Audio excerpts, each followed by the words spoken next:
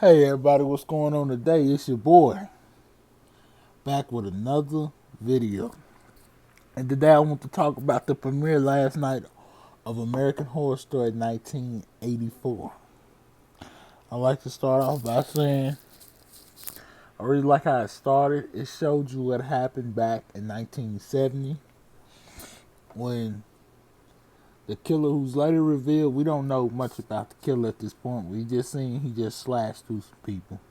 And first one, it's these two girls and this guy. They're all trying to have sex or whatnot. So he just comes in there and the guy just slaughters them all. So and then we come out of that and then we get to exercise little club thing. I see the women, they got their booties out there. Oh yeah, little something. Then two people, they caught each other's eyes and we kind of knew at that time it was finna, they was gonna have some chemistry going forward. So speed up, speed up. They finally get to realize it's so new with these characters right now. But Brooke, I think that's her name, Brooke. So Brooke, Emma Roberts. She's Brooke on here. So first to start off because everybody else was thinking, oh yeah, we're going to camp or whatnot to be counselors. So she wants to stay here, but right on schedule. I don't know why she got her window open when she was just talking earlier, infinitely, that don't leave your window open. Some guy comes in, he said, "Where's your jewelry at? Where's that?" And the only way she got out is the cops came. Well, not the cops came, but one of her neighbors came and beat on the door, and the guy ran off. And he said, "I'm coming back, da da da. I'm coming back to kill you or not." So she gets up and she just said, "You know what? I'm going." And then I noticed everybody in the car, they was drinking, and then like now they're doing blow up like. So that's what type of show this gonna be. Well, so then they get to the gas station, and then the man, he warns them. He's like, "No, don't, y'all don't keep on going. Y'all need to turn back around. Y'all need to go to the camp because that man, he's still, when them people died there, that man was still there." So bam, we keep on going. They get down the road. They think they hit some guy, but they didn't actually hit the guy because his blood, it was some blood on him. It was already dry or whatnot. So it was kind of a little creepy to me. I was like, this kind of sketchy. Why would they have this guy right here? Unless I was thinking, and my first was all I was thinking like he's either like the guy that's working with the killer or whatnot. So that's what I was first thinking. So then everybody's like, well, we gotta take him with us. So they take him with them. Then they get to camp, and then there's a medic there and everything, and they go with the medic, and then we meet Margaret. Margaret is bae. Yeah, then we meet her, and we kind of figure out a little bit about her. She's the camp. She's the overseer of the camp. She bought the camp or whatnot. Then we realize it's a medic. She's from L.A. Central or something. She's from like the biggest hospital in L.A. or something like that. So yeah, and it is setting is 1984 in L.A. So I probably should throw that in there. So they get around the fire. They start telling their little stories or whatnot. And they tell what happened, and come to find out, it was a guy who we're gonna figure out at this moment that his name is Mr. Jangles. Mr. Jangles is the guy who's the killer, and they realized that was the kids, the four, what was it, 4 or 5, the 5 people that came to be the camp counselors. They realized who it was because they got Brooke, they got, I'm bad on these names, Chad. It's a lot of people. 5 people I have to really, watch it long enough to get their character names and whatnot. But pretty sure everybody knows what I'm talking about. Okay, so They tell the story, and we realize that Margaret, she actually survived. She said that she think it was God. Took her out of her body, told her to stay still, and she managed to escape. And the killer left. And the backstory on the killer is that he was in a war. He used to cut off people's ears. So it's it's just strange odd thing. So he cut off everybody's ears that night. And then she was a survivor. She turned them in and whatnot. And she said that it kept on hunting and hunting and hunting. So she had to buy the camp and open it back up just so she can,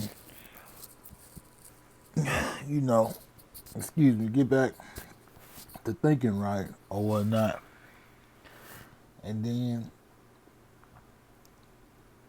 we get into the scene where, like, we realize that, well, the dude, he grabs her. The dude they pick up on the street, we just gonna call him random stranger, guys. Stranger on the street. He grabs, Brooks. He tell her, he's like, y'all need to get away from here because the killer's here. And then when she leaves the room, we notice that, we notice that his ear is gone. Like his ear been cut off. So we don't know if he already dealt with. But what's throwing me off is how is his ear gone if the killer didn't kill him yet? I mean, because the killer was inside.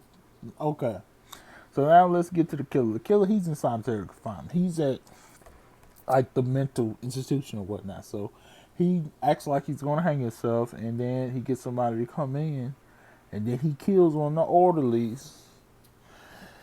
Now this is just the beginning of it. Now he escapes. I don't know how and what way. Well, I guess he must do it because we realize when we go back, it's a detective or whatnot, or somebody. They bust up in there, they run up in there, they say he didn't escape or whatnot, and then they see a picture of him, and I guess he must was cutting himself, putting blood on there. It was blood on there, and he said that he wanted to go back and get everybody. So Mr. Jangles, he just got introduced to us, Mr. Jangles. So we get to the part where he gets, for some reason, he just knows exactly where it's at. And he makes it to the gas station. He kills the guy at the gas station, just trying to be a little speed this up real quick. And then we get there, then he starts to go in there, and Brooks is going to go get something like that. They get to go chase him or whatnot, and then Brooke starts getting chased and everything. And yeah, so Brooke, she takes off running. She falls in some mud, and for some reason, only thing we see is her covered in mud, telling everybody what happened. And like, it's kind of like when the Boricard Rule story, because I'm not saying that she didn't see the guy, but don't nobody believe her because when they went back to go check for the body, because when she went up in there, that's the first thing she saw. The dead guy was hanging up. The stranger guy, we know he didn't. He wasn't gonna last too long because they didn't give him a name, so he died right on the spot. He didn't. He lasted for 2 hours. Not. Well, in they probably time, he probably lasted for a few hours, but in the show, he lasted for like 45 minutes. So man, it's crazy. So that's just one thing we have to think about. And then, they just wouldn't believe her. And then the phone rings for some reason. Nobody thinks about it. She gets, Brooke goes back outside, gets up, answers the phone. Bam. Guess who it is? You hear some keys jangling. I'm like, bruh, it's Jangles, girl. I'm thinking to myself, I hope it's like the people from the Institute place calling them and letting them know, because the woman that came to the Institute place showed up and she saw that he had been wanting to go back to the camp.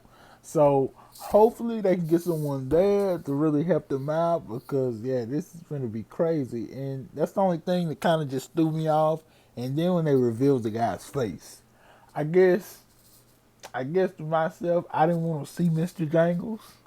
I wanted us to maybe show us a picture of somebody they thought. There was, it kind of confuse your mind and show us another person and make you think it's him or whatnot.